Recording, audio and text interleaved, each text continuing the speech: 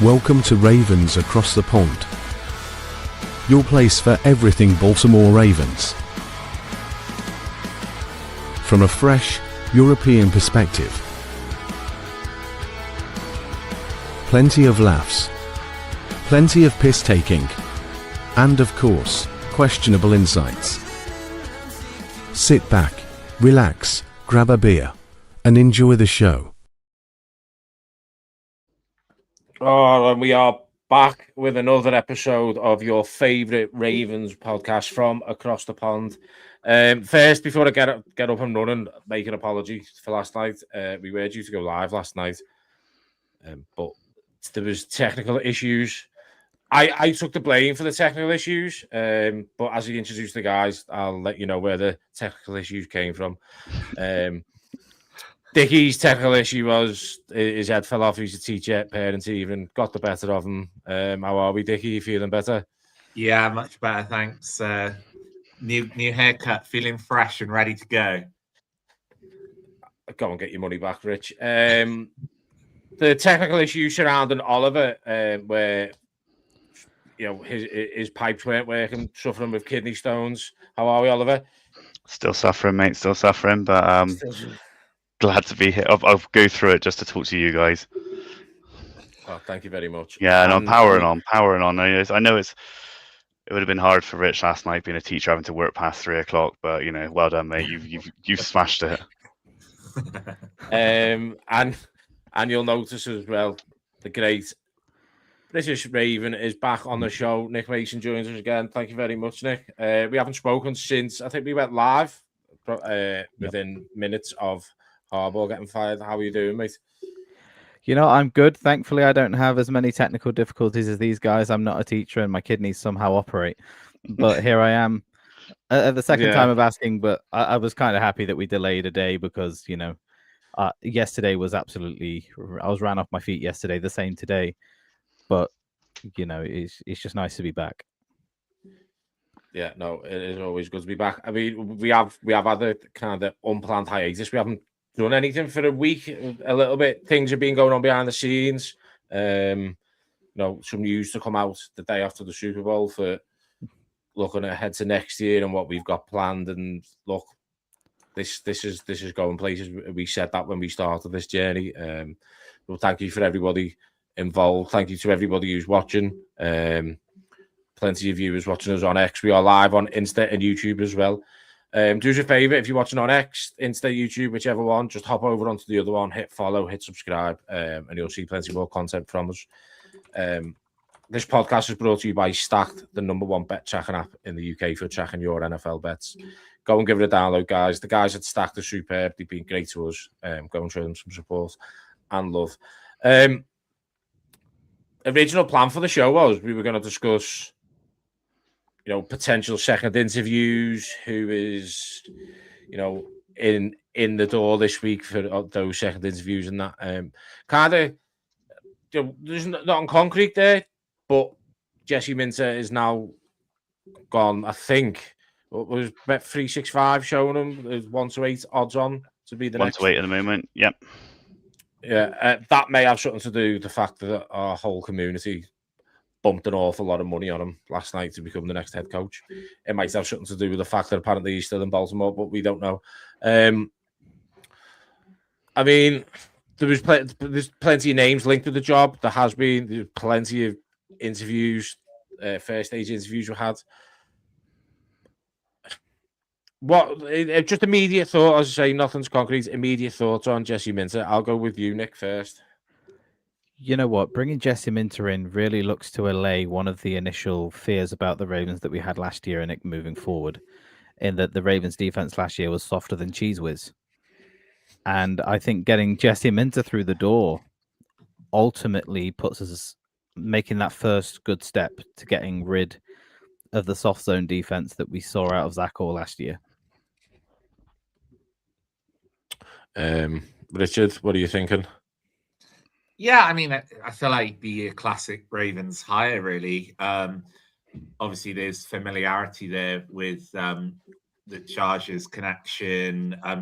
Just kind of part of that Harbaugh kind of tree and circle, isn't he? And obviously, I appreciate we don't have John anymore, but yeah, he's not a wild card pick. He's somebody that would be well known within the building already. Are you keen for this appointment, Oliver, or are you kind of sitting on the fence with this one? If it does happen, I think I'd be happy with it. I think I was leaning more towards going for an offensive head coach, but if he comes in and nails the OC position, then I think it's great. Like you said, Nick, we are struggling last year with our offensive defensive identity, especially for the last 2 seasons at the start of the year. It can only help that, really. It can only help that, and that's what we need this team to be built on. I mean, just you look at Jesse Minter's profile. Obviously, he's still extremely young in terms of age. He's 42 years of age. He's had success pretty much everywhere he's been. People kind of, you can't forget what he did at Michigan. National championship. Phil might argue this one, or he might agree. One of the best defenses that year, if not the best. He followed Jim Harbaugh across to LA when Jim got the job there. You look at it. You look at the stats, and I'll credit Baldwell's team with this because he sent it to me before. You look at the Jesse Minter's stats with the Chargers in 2024, and you look at them pre-Minter in 2023. So scoring defense points per game, they were ranked 24th in 2023. As soon as Minter came in the first year in 2024, they were first with 17.7 points per game. Total defense yards per game in 2023, they were 28th. A huge improvement. The following year in 24 to 11th. Passing defense 30th in 23, 7th in 24. Defensive EPA play 24th in 23 and 5th in 2024. So immediately you look at that and go, he's gone in there. There has been a huge improvement. Obviously, if he came into the Ravens as a head, as a play call and head coach, me personally, I like the move.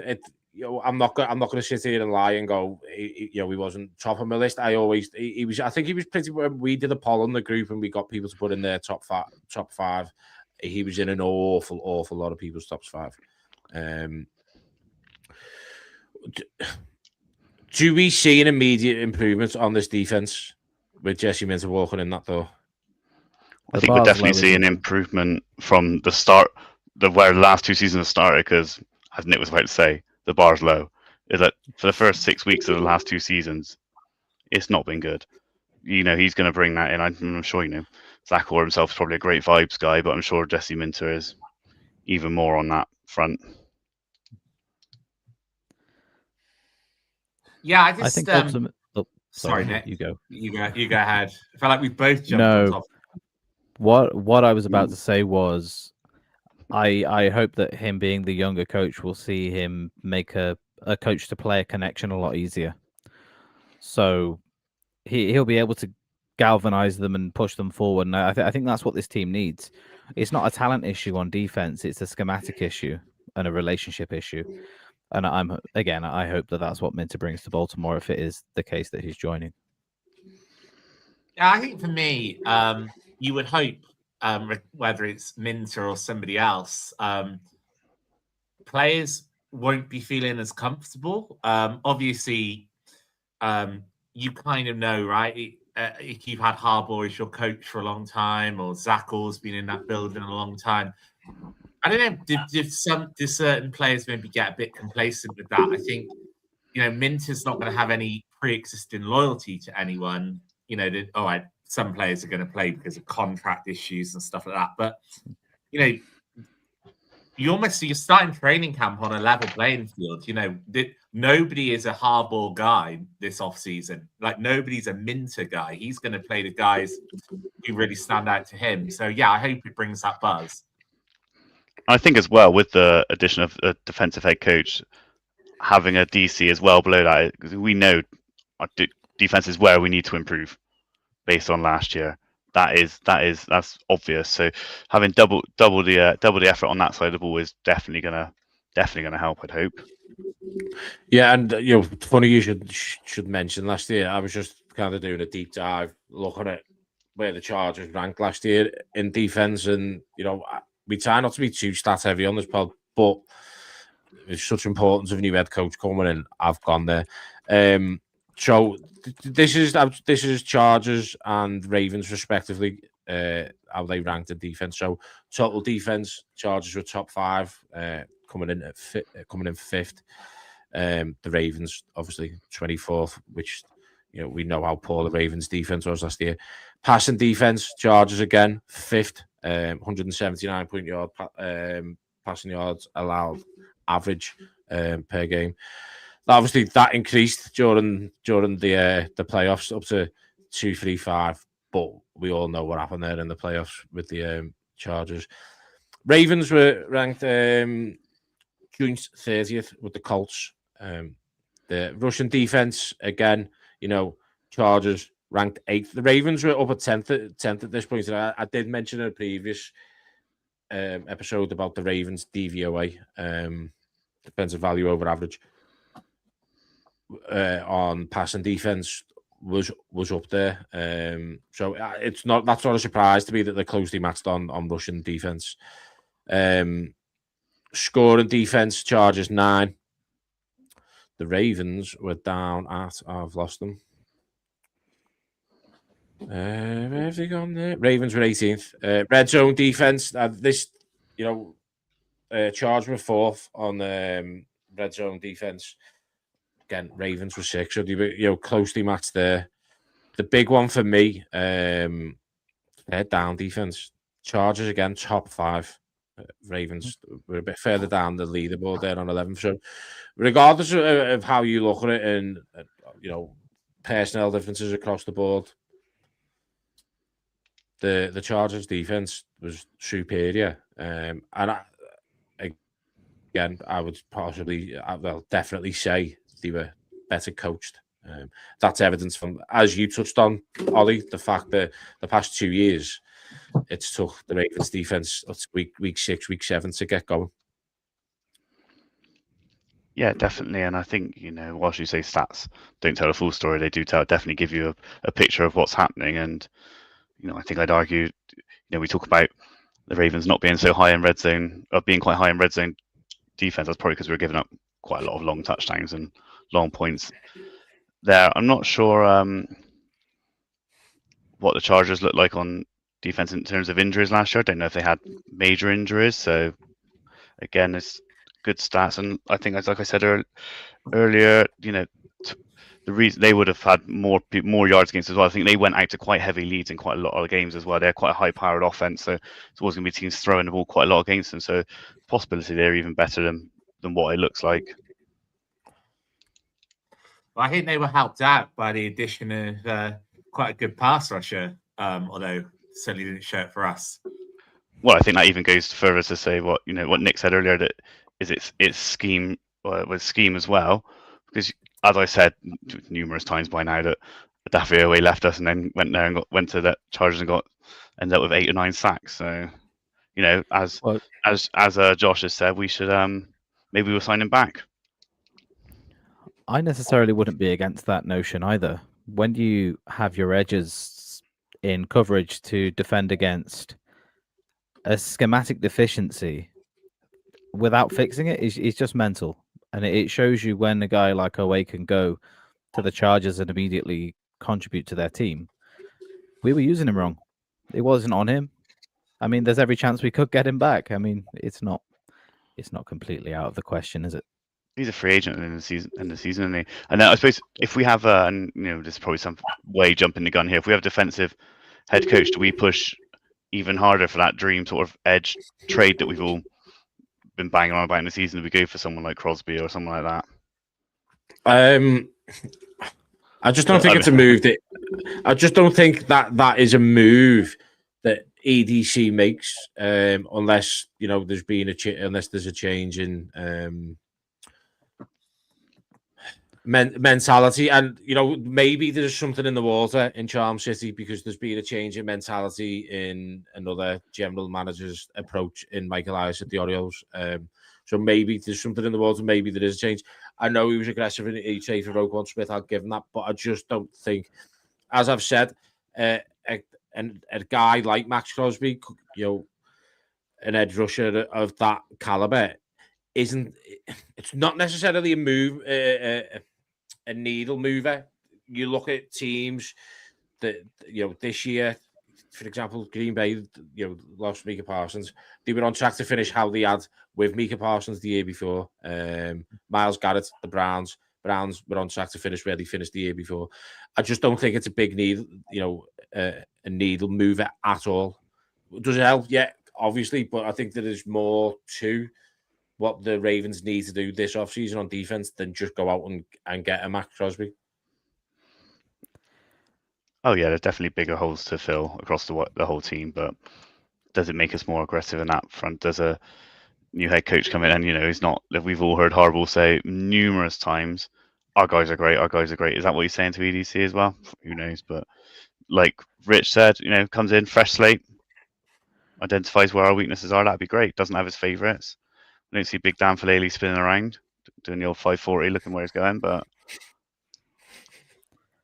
John Harbaugh could do a great thing for the Baltimore Ravens. His parting gift for us would be taking Daniel Falele and him factoring into our comp picks. Yes, that's the third round. That would be incredible. I would be all for that. Well, it looks like he's taking Todd Monken with him now as well, doesn't he? So yeah, I mean, just to touch on that quickly while we're on that subject. Obviously, Todd Monken looks like he's going to be a giant. He said a couple of things on when he did his interview on the Ryan Ripken show.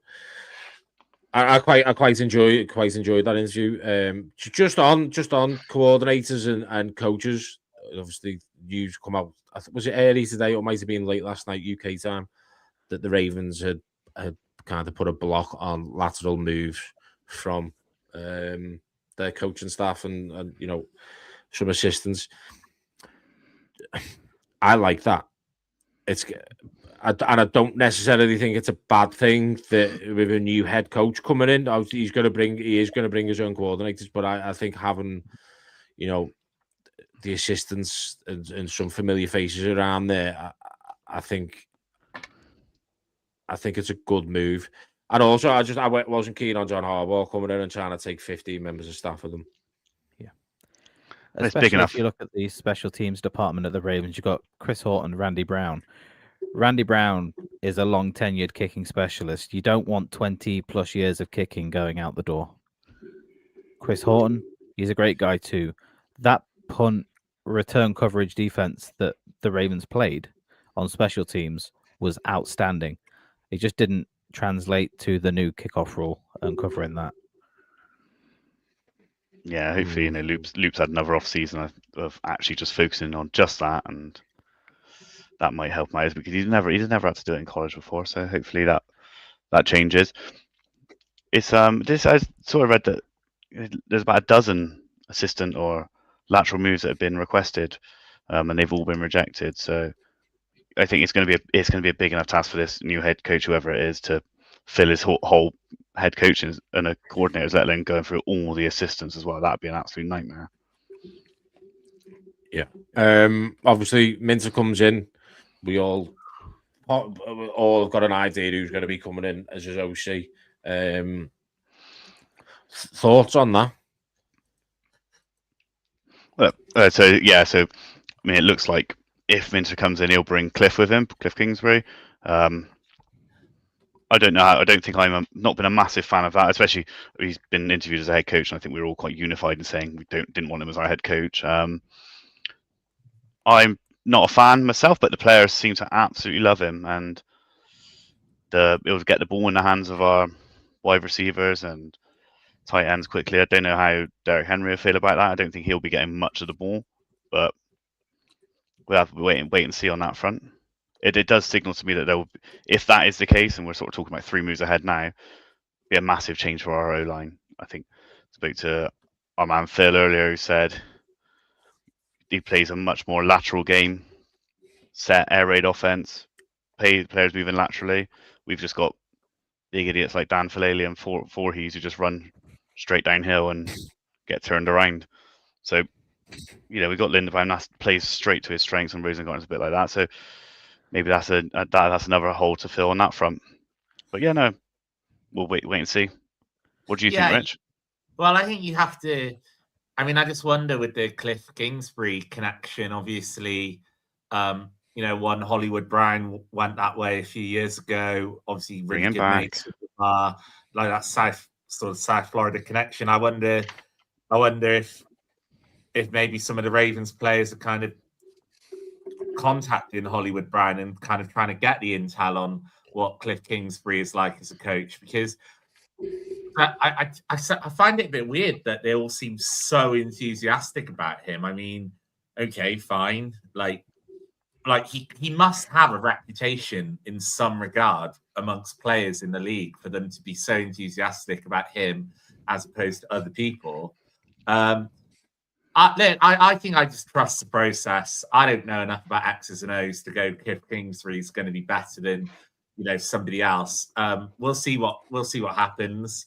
I think Ronnie Stanley, you were talking about the O-line. Ronnie Stanley, as long as his ankle can hold up, is a very mobile left tackle. So, hopefully we've got the makings there to be able to hold up in protection. I think Lamar's certainly got the arm talent to operate in an offense like that. So, that could be really exciting. It might be a different brand of Ravens football to what we're used to, but change can be a good thing.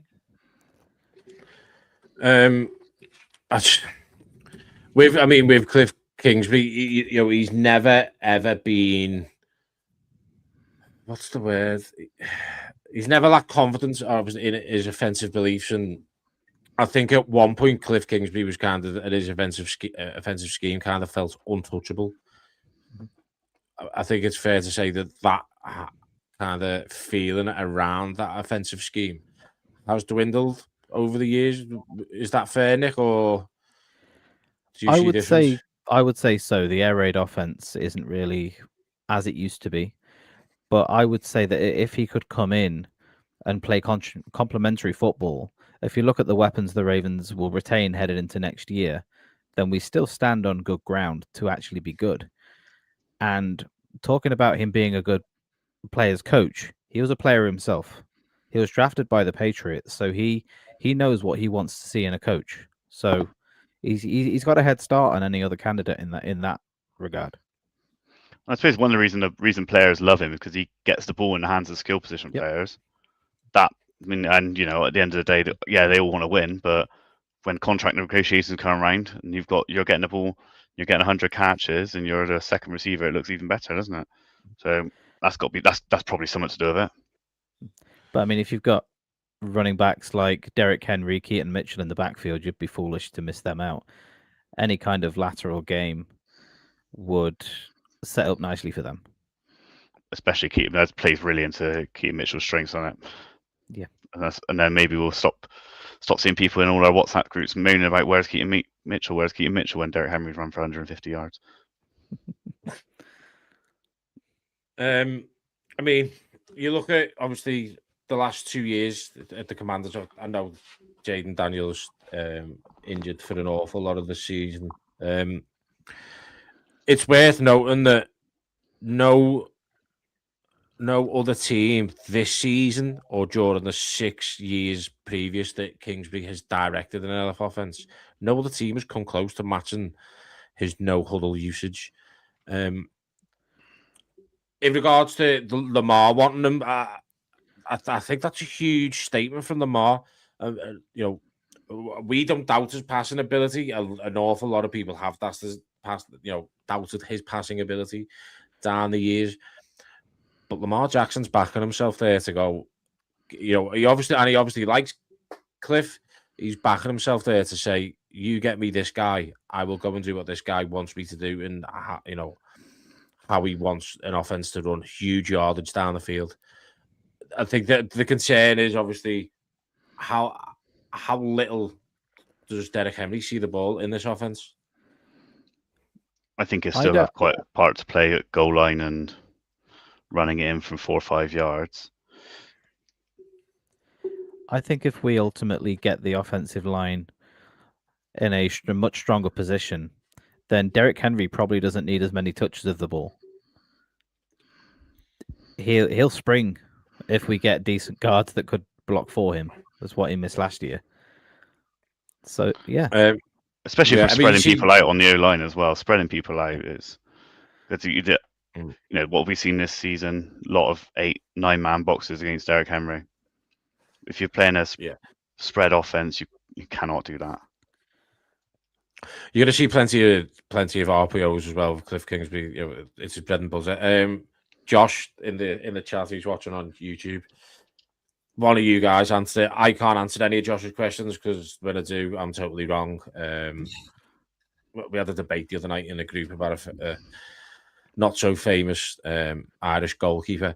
Does air raid offense suit 2 catching tight ends, or is he more based on one wide receiver and 3 wide receivers? Go on, Richard. Oh, fantastic. I think Cliff Kingsbury's offense, suits absolutely talented pass catchers. That's what I'm going to go with. Now, it's an interesting question because I think Josh, they're potentially assuming that likely could be staying, which I don't think will be likely. Excuse the pun. So I think we're going to have to go with the 3 wide receivers, like Mark Andrews. They assume have more in the tank. I'd really like to keep Charlie Kolar on the team, but again, I think he's going to get a good contract to go somewhere else and be a premier blocking tight end in the league as well. So I'm going to predict a big Taz Walker season if we do get Cliff Kingsbury, because I think with his speed and we saw some growth from him in his second season, big third-year breakout. Nick, one player he mentioned there, Charlie Kolar. I know you are huge on him.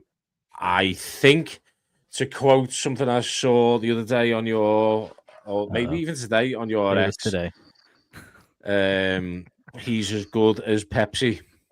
No, is that right? Charlie Kolar better is than better Pepsi. than Pepsi. That's it. Yeah, that's it. I was building that up for a good year before it actually landed, and yeah, I would love Charlie Kolar to stay around. I think that's more likely than Isaiah Likely, and ultimately, the figures may be low enough that the Ravens will take a punt. Now, if you consider it, he still was tight end 3 on the Ravens last year. Over the cap, rate him at around about a $5 million per year average. Those are numbers the Ravens could take a kick, and ultimately, I hope they do. Yeah, I think hopefully we'll see more of the development of Charlie Kolar. I must admit, I didn't know that he was a massive pass catching tight end until recently, because we'd only ever had him in as a third tight end and blocking. It wasn't until I think Phil came on and spoke about him and spoke about his production at college, and he had blocking was what he had to work on with us. So yeah, hopefully get him a lot more involved in the passing game. He has come up big for us in clutch situations, and yeah, as opposed to we're talking specifically about the formations, I ain't got a clue. You just gone back to Josh's question there, have you? Yeah, because you know what he's like. He won't stop until he gets an answer, and if it's not the answer he wants, he still won't stop anyway. Because I think we all know, and Nick, you'll be able to clear us up on this. Shay Given, top 10 goalkeeper of all time in the Premier League? Clearly not. It's a shame that he played for Newcastle. Well, it's a shame that Newcastle exists, but I agree. You need a translator. Well, I can see the that's comments. actually a true story. Well, when I played American football in the UK, I had to take somebody with me when I went to Newcastle because I could not understand a word they were saying. No one can. You'll understand Josh. He's from Mansfield, about as far away from Newcastle as so you can possibly get. It does get worse, is what I'm hearing. It's always darkest before the dawn, Nick. Good. Oh, I'm Nottingham, so Yeah. My condolences. yeah. And I suppose speaking on accents front, I have seen someone commented talking about our accents. So good luck with AI translating some of this. Yeah, Rick is a great guy. He listens to the Orioles Across the Pond pod that we do, but he follows across there. So thank you for joining us, Nick. Just a quick one before we move on. Just in comment, if I can, from Jabo. I won't move on. Newcastle, the Steelers at the EPL, and unfortunately not, because occasionally the Steelers win things and Newcastle don't. And anyway, Steelers aren't going over their cap, are they, as much and trying to hide it through back doors? But that's fine. And also just a good evening to Ben, who's joined us, long-time supporter of Ravens across the pond. Yeah, thank you very much, Ben. Just before we move on, one of the guys, we all love him. He's a genius, an absolute genius. Phil has just popped in and reposted the scene for us. Thank you very much, Phil. Guys, drop over and give Phil a follow. Posh Plays FF. We've reposted and reshared some of his articles he's done this week on draft prospects. He's just done what did he do? Quarterbacks. I've done a running backs one. We've shared it. Go and give it a. He's good. He's going to be on the show in the next weeks to give us his mock draft. So head on over, show him some support and love. He shows us some support. And it won't be long until Phil posts out his. I know he loves doing the kickers as well, coming up in the draft as well. So if you can get that out soon, Phil, that'd be great. Yeah. Watch your voice there, Mr. Oliver. I'm still a loop truther. One of the biggest talking points from obviously the last week, and we haven't covered it. As I say, we've been busy doing other things, and we just haven't managed to fit an episode in. Steve Biscotti's press conference last week. To me, he just showed exactly what I want from an owner. That is why he is a great owner. What did we think of we asked about John Harbaugh, and if the Steelers game had gone a different way, would John Harbaugh had still been the head coach of the Ravens? And his immediate reply, without even thinking, just went for a week. Yeah, his mind was made up on it. Yeah, I think his mind had been made up for a long time. Look, what did we think of that press conference? What did we take away from it as an owner? I just love him as an owner, and it's better than having someone like Jerry Jones out there who's in the media all the time. That was the first time he's done any media for years. Yeah, I was just about to say, compared to Jerry Jones. I mean, it's just mad, isn't it? Something like that. And was it your man Pagula at the Bills as well? Slagging off Keon Coleman. He's clearly got to be sat in the change room now going, what the fuck? What did he say fuck me for? That one on Keon Coleman. There's been another clip now that's come out at the combine asking what 40 they done, and he was like, great, because obviously we want to pick him there, and that was the GM doing it. So the GM's been found out to be a liar. All a load of bollocks, isn't it? I will say, though, to further the point about the Bisciotti press conference, it set the tone. And I think that's what the Ravens needed, especially the Ravens flock. Change is such a big thing. And I think everybody in the Ravens flock wanted that change. But you have to get it right. And knowing that he has a background in recruitment just really banged it home in that press conference what he wanted to see and what he wanted to see happen. All about the process. But also he handled the very weird questions well as well. What about Tomlin being the next head coach? Yeah. Mike Preston. Mike Preston just couldn't help himself, could he? No. I thought what I really liked, obviously he is going to be involved. He talked about he would give his opinions, but I think one of his strengths as an owner has been putting guys in positions and then trusting them to do the job. And I think, he was really emphasizing that the new head coach wasn't necessarily going to be his choice, that he would be offering his opinions, but, really lean in on EDC, lean in on Lamar Jackson to come up and help with the interview processes. And I just really like that in an owner. he's not letting his ego get in the way of making the best decisions for the team. One of the key things that often goes unsaid in this situation too is he also has long-time former GM and still front office member Ozzie Newsome to call upon. And that is an unreal guy that you can turn to for expertise. Yeah, indeed. It's easy to forget that Ozzie's still in that building, isn't it? Yeah. Yeah, is it? I mean, we have covered this, but I just think, just on the back of that press conference, I just think clearly, Steve he just got frustrated with what he was seeing. It was just kind of repeat things that were creeping in. The poor starts by defense for the first two, the last 2 years under Zach Orr, and that wasn't changed. And I think just the consistent every year on year consistent failure of, we were always the bridesmaid, never the bride for the last 5-6 years. I think that's the best way to put it. Constantly in big moments. Is choking the correct word? Is bottle job too harsh, or is that exactly what it was? Well, I think. Sorry. I think Biscotti referenced it wasn't just the losing, was it? It was the nature of the losing. Yeah, we've obviously, or Ravens fans have spent a lot of energy on these fourth quarter collapses, and that issue just seemingly wasn't getting any better this season.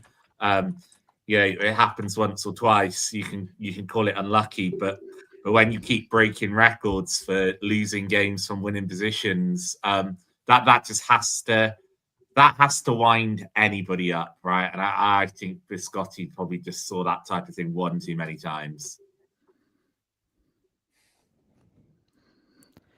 Even though Biscotti was, as some would say, an absent owner, he still has that will to win, and it all factors in that he will trust that structure below him, and that's something that I don't see changing. Like he said in the press conference, that he invented remote working long before COVID, and that got a good laugh in the room, and it got a cheap laugh out of me too, I have to admit. Yeah, I think everything about Steve Biscotti is. You can't put it. The only fault I can put on the guy is he's probably kind of gone probably 2-3 years more than needed than with Harbaugh. But then saying that after what happened in 2023 and how phenomenal we were, I don't think it was, looking back now, it was never ever going to be on the cards that you were going to fire John Harbaugh after that season. It just, at that point in time, it wouldn't have made sense. But I think what's followed on in 24 and 20, especially this year, that was the right. He's obviously thought it was time to make the right move. What another quote that he said, he was defining his instinct as a reaching point, where he said, "You're pretty damn sure that I'm not going to regret this decision in a day or a week later." And that's when he knew it was kind of make a move. One thing he did say, we did kind of mention this when we were talking about Cliff Kingsbury. He was asked about how is Lamar Jackson going to have any say, or any input in the recruitment of a new head coach. And I thought the way it was short and sweet, but it was undeniable in what he said. He's going to have plenty of say, but he's going to have zero power. And that is that's an owner who is not so kind of within himself to go, well, no, kind of my ball, my rules. I'm going to make this choice. He's going to speak to the star quarterback, the talisman of this organization, but also saying, I'll listen to what he's got to say, but he has no power in what move we make. And it's just outstanding ownership. He's using the people around him, and you look at anybody who's made millions and billions like Steve has, and what he's done in his life.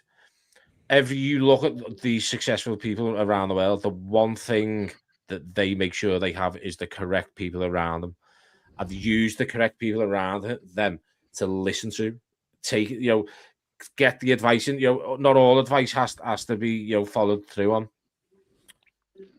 but they always make sure that they have the power in the final decision. And I think what he's doing there, getting some of these players involved, great. Let's hear what you've got to say. But at the end of the day, bottom line, I'll make the final call on the head coach. Bisciotti still signs the checks. I'd say, again, that goes back to this incomplete, that sort of attitude of actually listening to other people and taking on board is in complete juxtaposition to what we just mentioned about Jerry Jones, who just does what the fuck he wants and don't listen to anyone and just throws everyone else under the bus. I think it's also good to hear him talk about, actually talking about getting Lamar's extension done and sorting that out. I think we all know that's looming next year. That needs to be sorted out. And he was quite honest in that front, said we'll get it done or we'll use void years, didn't he? Something like that. And it's refreshing to hear that. So yeah, let's keep him there, and then hopefully we don't have to hear from him again for another sort of 10 years or so.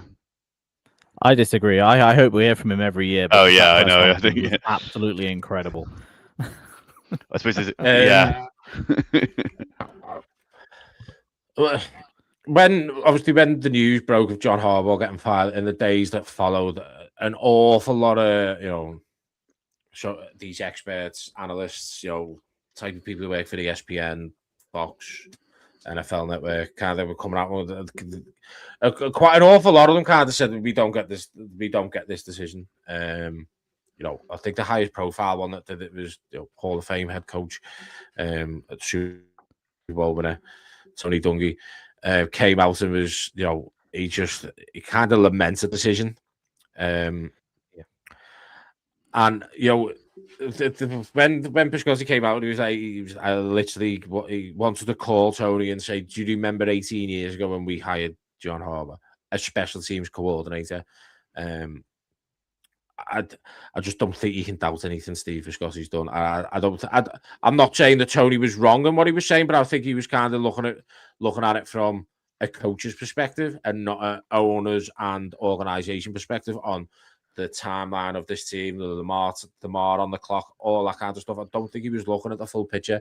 I think he was just speaking it from a kind of a scorned head coach vibe. Yeah, I think it's just the whole head coaches union sort of thing. They just circle in and protect each other as well. It's one of those as well. He's in the media. How closely is he following what the Ravens are doing? Is he just looking at box scores and looking at results and not looking at the manner in which we've lost games and the decisions that are happening there? Is that how on top of it is he? I speak to and you look at Tony Dungy as well. I think when he got sacked from the Buccaneers and they won the Super Bowl next year, and they got sacked from the Colts and they went to the Super Bowl the year after that. So maybe he's just a bit better about that still. In fact, I know he is because he's mentioned it. One thing that I'll say on that matter is just because John Harbaugh got immediately hired by the Giants doesn't mean it was the wrong decision to get rid of him. The Ravens needed to.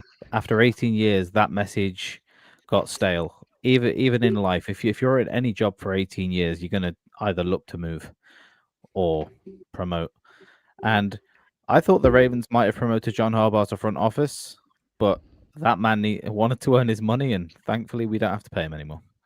No, I mean, I wonder if those conversations were had, and he just said, "No, I've still got a lot to offer as a coach," and he obviously thinks he does because he signed a contract with him 5 days or so or whatever. So he's obviously didn't want to go quietly into the night, and fair play to him. It's a nice contract though, huh? $100 million, what, 5 years? Yeah, that's crazy. He's got an awful lot of control. I mean, he can't have been that far off that that money AAV with the Ravens. Was about $18 million a year. About $17 million. He was one of the highest paid head coaches in the league. Anyway, I don't really look into other organizations much, but the amount of control that John Harbaugh is being given there at the Giants, it's not just a head. He's got a say in absolutely everything from team security right the way through to canteen staff. The Giants are all in on John Harbaugh, I'd just love to be a fly on the wall. That first time he meets for Jackson Dart and Cam Scatterby, I just want to, like, just. I just want to see that. I want to be there to see that because I think that'd be outstanding viewing. I think he'll absolutely fucking love it, won't he? It's pair 3 absolute head cases trying to headbutt each other going out into the tunnel. It's just shouting, who's got it better than us? And Cam Scatterby going, where am I? It's a lot. The Giants, good decision, but the reason they've given all that power is because they are desperate. They're desperate, aren't they? They've had no success. It looks like they're finally getting pieces, and they've got good pieces in offense. But I thought the days of sort of a CEO head coach were over, but apparently not. He's got Belichick level power, and that's worrying. Yeah, well, he's doing really well for himself at the moment. If it all goes wrong in a year, which, let's face it, it could. It is what it is. He could fall and die in that sword. Which, he's a long tenured head coach, so you'd probably say that they had to give him that to get him in. Dickie's back. Sorry, he left us and joined us. Did you go and get your haircut finished, Dickie? Sorry, no, I have no idea. Rubbing a static off. The old internet just started flashing red at me and has now fixed itself. So, Is the internet a teacher too? Someone wanted to use a landline, you had to get off it.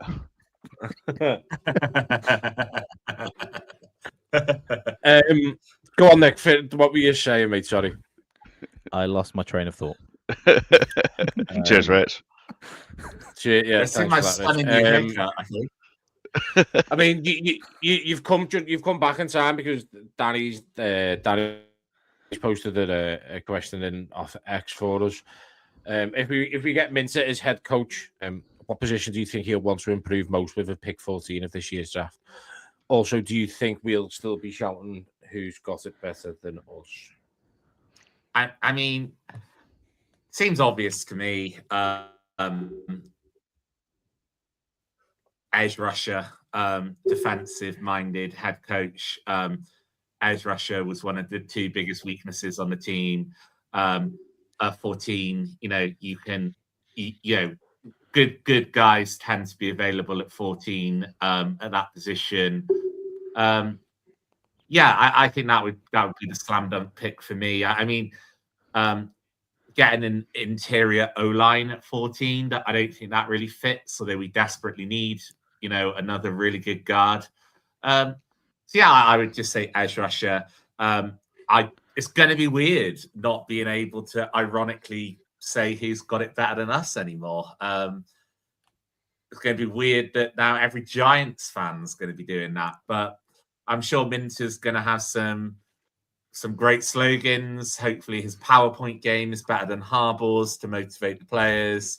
And just, we'll see what comes. And the chances as we speak, they may not even pick Minter. So this might not age well.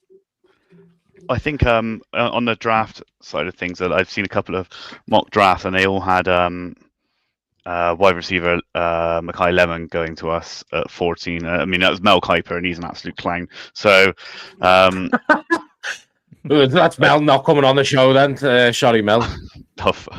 Sorry, that's our big guess out of the window then. Jesus. But there's a guy, Keldrick Falk, who could drop to us at 14. I'm sure Phil will come on and text in a minute and say what an absolute moron I'm being. But as usual, but from Phil said, it's a big interior offensive line class. Maybe we can get some of those in the 2nd and 3rd round. Who knows? I'll wait for his mock draft to come in, which I tell you, he's definitely said he's dropping out at least all the first 64 picks. I think he said he'd do for us. So we'll have to just wait and see what Phil says. There's one guy that I would really love to fall to the Ravens in this draft. I was watching the Miami-Indiana game, and I loved what I saw from Bain. I wasn't look at him. I wasn't shaking my head at what you were going to say. I was shaking my head at the fact that I'm a Hurricanes fan. So I'm sorry for your loss. Everton are worse. Yeah, they didn't get the finals. No, I had to get it in. I like what I saw from Bain. He reminded me a lot of Madubuike, and with Madubuike's future still up in the air, the Ravens could look ultimately to use that premium pick on him. I think that's more likely. Interior offensive line, I think that's a second round and onwards kind of thing, maybe even deeper on. The talent pool is stacked this year, so you could even get a good guy 4th or 5th round. It wouldn't shock me if the Ravens come through. The scouting department's unreal.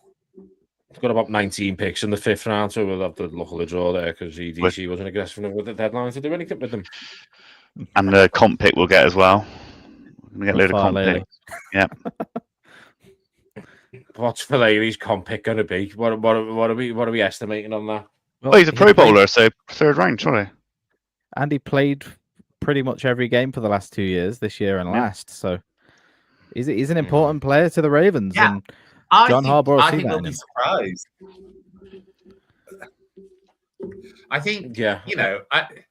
I don't know that he's not going to get double digits a year. I don't think, but I think we'll be surprised. I mean, he's a 3-year starter, isn't he? At guard in a league with a shortage of competent O-line. I don't think he was a scheme fit with what we were trying to do, but I mean, I think we'll be surprised. I don't think he's going to be one of those guys that's unsigned late into training camp. I think somebody's going to want him and take a good look at him. Hopefully, John Harbaugh. Yeah, look, Nick Ben Rochford 8769 agrees with you. Bain is a good shout. However, we surely would have to go up and get him. Seen some mock drafts with him going in the top 5, and he also goes on to say edge is definitely a position to improve, but maybe O-line could be a contender if the board unfolds in our favour. Ben, thank you very much for all your messages. Everyone who's in the chat, thank you very much for all your messages throughout the show so far. Who's your favourite? Head on over to watching on X. Give us a subscribe. If you're on YouTube, head over to X and give us a follow. Look, I mean, you've mentioned it. I was going to leave this. I was going to finish on this, but before we go ahead and have a quick look at the AFC and NFC Championship games at the weekend, I was going to finish off with the terrible result the other night for the Miami Hurricanes, my beloved Miami Hurricanes, against the Indiana Hoosiers. I mean, I watched it live. I genuinely thought that number 10 ranked Miami were going to go on and upset Indiana.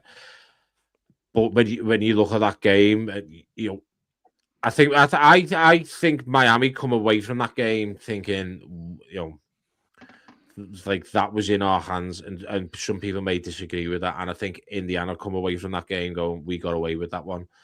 Nick, you're huge on special teams. And it was special, it was special teams that ultimately that night cost Miami, the missed field goal attempt from 50 yards, doink. And then obviously the block punt that was returned to the house for obviously 6. The block punt changed the game. Yeah. Huge. That was a huge momentum shift, and as I say, I think that's why if I am not to take anything away from Kurt Ignetti and what Indiana have done, what he's done with that program and to get them where they are, and look, he's clever. He's figured that everyone said that the NIL is going to change college ball. And Kurt Ignetti figured it out quicker than anybody else on how to utilize the NIL. And what he's done there is excellent. Mendoza, superb. Look, a Miami kid, a Heisman winner. That play on 4th and 5 was his moment, wasn't it? That was. I'm the Heisman winner. That was his, kind of statement. Like, I am here. It was just phenomenal. But yeah, Nick, what did you think of the game? I know you were saying you've been back and watched it. What did you think? It was one of my first experiences watching college football because I tend not to watch it, honestly. I thought it was a good game, especially for a neutral. But I think Miami left far more on the field than what Indiana did. And I don't think Indiana were as good value for that win as it looked. I think Miami definitely grew into the game, as you saw. But when your special teams makes a huge play, like on that block punt, special teams wins your games so much as winning in the trenches does. And when that punt was blocked, you just saw the momentum shifted. Yeah, it was disappointing, guys. Have you? I don't think you watched it, Richard and Oliver. Have you been back and seen any of it? No, I just saw the final play that's secured Mendoza's future as a Raider. Yeah, I mean, just on the subject of that final play, college ball on the subject of that final play, Carson Beck has to see that free safety. He has to see it. It was just a poor play, but in that moment, not much time left on the clock, and special teams did let Miami down. So disappointing. I think Miami will be back next year. Indiana will definitely be back next year with Kurt Signetti. We'll probably do an episode with Phil later on in the year, looking ahead to the college football season. And see where we go there. Big weekend coming up in the NFL. AFC and NFC championship games. There's a couple of headlines around this New England Patriots Denver Broncos game. Bo Nix out, done for the season now. Broke his ankle on the second to last play of the game at the weekend. Jared Stidham's coming in as QB, and there's a bit of needle now in this game with some comments that came out from the Broncos about beating New England this week, and someone from New England's come back and bit back. What are we thinking for this game? I think for me the best game of the week. I know it's hard to kind of split between two championship games. Is going to be the best game. I'm just so looking forward to seeing the Rams Seahawks. Yeah, that's just going to be a phenomenal game. This New England Patriots Broncos game. What are we thinking, Richard?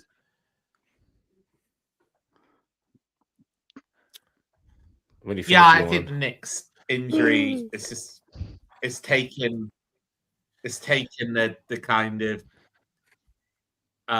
real needle out of it. I mean, I'm sure Jarrett Stidham is a perfectly good kind of backup quarterback. He's stuck around on a few teams. But yeah, I mean, you would just have to make the Patriots absolutely massive favorites. Jarrett Stidham's going to need to play the game of his life. And if he does, it's going to be a really fun watch. And, I'll root for the guy. What a story to come in and make it to a Super Bowl. But I just can't see it happening. And I think that's going to end up being quite one-sided. So yeah, I think you've nailed it with your game of the week pick. 50% chance of getting it right, and you did, so fair play. Well, I don't know whether I have yet. That could, that Rams Seahawks game could be 6-6 going to overtime. So I haven't nailed it yet, have I, Richard? I'm not a time traveler. Oliver, what are you thinking? Well, obviously, I'm not as passionate about this game as Rich and his undying enthusiasm. But to see that even with a backup quarterback, the Patriots are only 4.5 points favorites. So it's obviously there is some faith there. Sean Payton loves Jarrett Stidham. He was his first signing for the Broncos when he took over the role. He loves Jarrett Stidham. We played one game. I think he went over 300 yards. May have been when he was with who else he was with before. But I do think, unfortunately, the Patriots are just going to have too much for the Broncos. I'd love the Broncos to win, but I think it's going to be the Patriots again. That annoying little man Diggs will probably score another couple of touchdowns, and it'll run away from him there. I just don't. It's such a hard task, isn't it, to win at this stage of the season with a backup quarterback who's not thrown a pass all season. I know we talk about the Nick Foles situation, but that was a bit different. But I think the Patriots win this one. then in terms of Rams Seahawks, I think that probably will be the game of the weekend if the Patriots Broncos ends up in a bit of a blowout. But Rams Seahawks is one I think the Seahawks will probably win that as well. Unfortunately, Nick, I agree with what Joshua Singleton said in the chat, in that the Broncos have a great defense. And I think it will be the Broncos defense that has to win this game for them. The Jarrett Stidham story is great. And the NFL loves a good storyline. But let's not forget that the Patriots' journey to this game has been Mickey Mouse. Yeah, I think they've only beaten like 3 teams that have had a winning record, haven't they? And they were in the playoffs. Yep. 2 of those were in the playoffs. Mm-hmm. Let's face it, the Patriots would have lost to the Ravens if Derrick Henry didn't find his way into John Harbaugh's infamous doghouse. The Patriots, I mean, to be fair, I think the Patriots would have lost to Houston if, CJ Stroud didn't have the vision of Stevie Wonder. That we are just that it was painful to watch CJ Stroud like that, and it's a conversation for another one about his regression since his first year. Is he just believed the hype in himself there and what's going on? Houston have got a decision to make there with CJ Stroud to take this offseason. Yeah. Do they extend him, or do they look at how he gets on this year and then what goes on after that? I don't know. The Rams Seahawks game is, as I said, I think that is going to be the blockbuster game of the weekend. I think, 2 high-scoring teams. Seahawks the best defense in the league by a mile. I'd love to see the Seahawks win this one. For Mike McDonald, I don't want to see them win the lot because it'll just upset me even more. The whole Mike McDonald situation. Yeah, I think they have looked like the best team in the NFL over the past couple of weeks as well. So I think you might be a bit disappointed there, Tom. Don't know what's happened to the Rams. That's just sort of wheels sort of fell off over the past couple of weeks, and they scraped by against the Panthers, wasn't it? So something's going on there. Hopefully the extra, a bit of time to reset themselves will have helped. The one thing I do think about CJ Stroud and his regression is that I think he loved Tank Dell last year. Nico Collins has been injured a bit this year, but Tank Dell's been out all season. Is that something to do with it? I don't know, but yeah, I think we'll end up with Patriots, Seahawks. I prefer the Rams, but I think we'll end up Patriots, Seahawks in the Super Bowl. To further the point on CJ Stroud, I think an extension for him right now would provide less value than a personalized cameo from Jerry Coleman. So I don't think that the Texans will be looking forward to him. But if we look forward to the already adorned game of the week, Rams Seahawks, I'd love Mike McDonald to get his way into the Super Bowl. Is it a possibility? Not really, I don't think. I think the Rams might do this. I think it'll be a bit of an upset, but I think the Rams could do it. Anybody in the Harbaugh coaching tree loves a good choke. There we go. I mean, it's going to be interesting. We did actually have one of the guys from the Patriots Touchback pod jump in. He shows us a lot of sports. I was on their pod the other week looking ahead to the Ravens-Patriots game. All about Will Campbell and Milton Williams, Pat Wise not complimenting Hufanga this time. Well, yeah, huge weekend coming up in the NFL. Huge weekend coming up for the Ravens. Hopefully there's some news.